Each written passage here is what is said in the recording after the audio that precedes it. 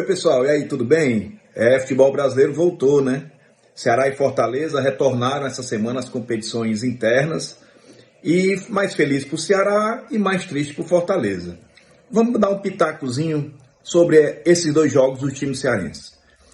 O Ceará, que conseguiu a classificação nos pênaltis contra o Sport, fez um péssimo primeiro tempo.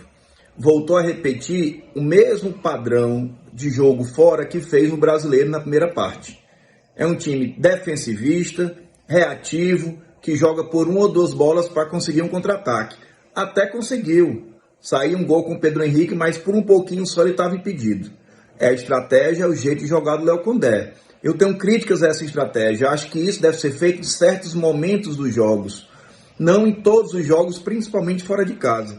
O Ceará tem potencial para marcar um pouco mais em cima, para fazer uma pressão na saída de bola e gerar o erro no adversário.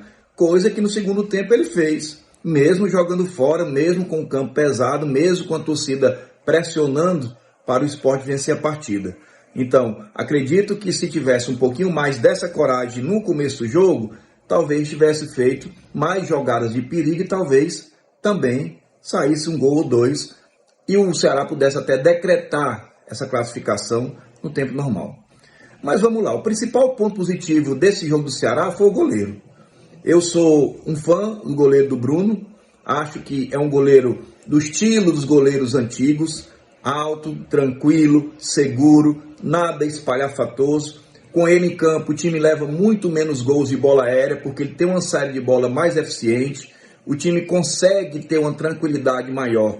Não que o Fernando Miguel ou o Rich sejam mau goleiros, mas eu acho o Bruno, o perfil dele me agrada mais, o acho superior aos que estão lá.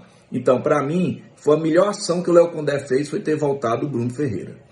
E o Ceará manteve, né? O seu padrão de jogo não muda muito, por um lado positivo, por quê? Porque o time sabe como jogar, sabe como marcar, os dois volantes fazendo a cobertura um de cada lado, o Sobralense cobrindo o lado direito, o Dieguinho cobrindo o lado esquerdo. Hoje, nesse jogo, podemos dizer que o Matheus foi melhor do que no final da primeira parte do Campeonato Brasileiro.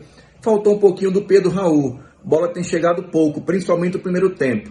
E aí fica difícil com um centroavante de área se a bola não chega. Mas no geral o Ceará foi um time que jogou do mesmo jeito.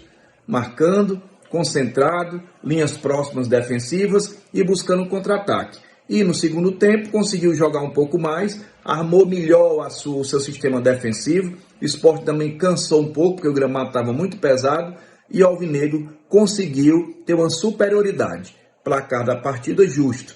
E na hora dos pênaltis, o Ceará foi mais eficiente. Então, segunda decisão para os pênaltis que o Ceará ganha nesse ano. Então, vai à frente, está no top 4 da Copa do Nordeste, merecidamente. E o Fortaleza? Já o Fortaleza parece que o Inferno Astral não passou com essa paralisação de meio do ano. Infelizmente, o Fortaleza ontem jogou bem, em muitos momentos até melhor do que o Bahia. Eu notei um Fortaleza com um nível de energia e de força física muito maior, jogadores lutando mais, reclamando mais, brigando mais. Isso é sinal que o time teve um crescimento emocional nesse intervalo, mas ao mesmo tempo mantendo os erros individuais que não param.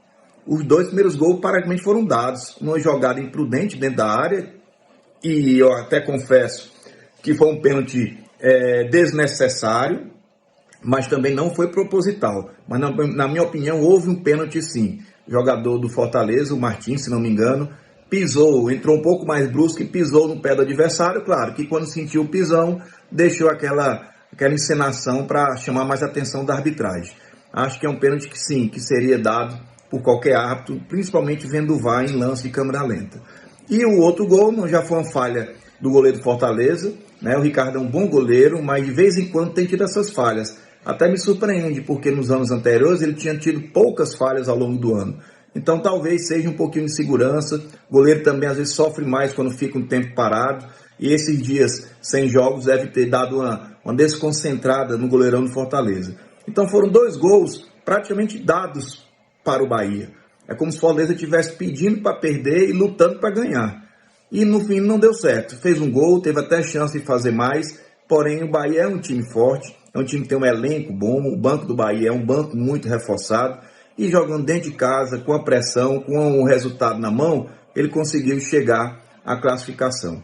Fortaleza não mereceu perder esse jogo, mas, ao mesmo tempo, mereceu, por quê? Porque entregou os gols para o adversário.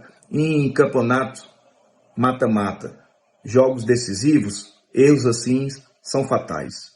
Fica a dica.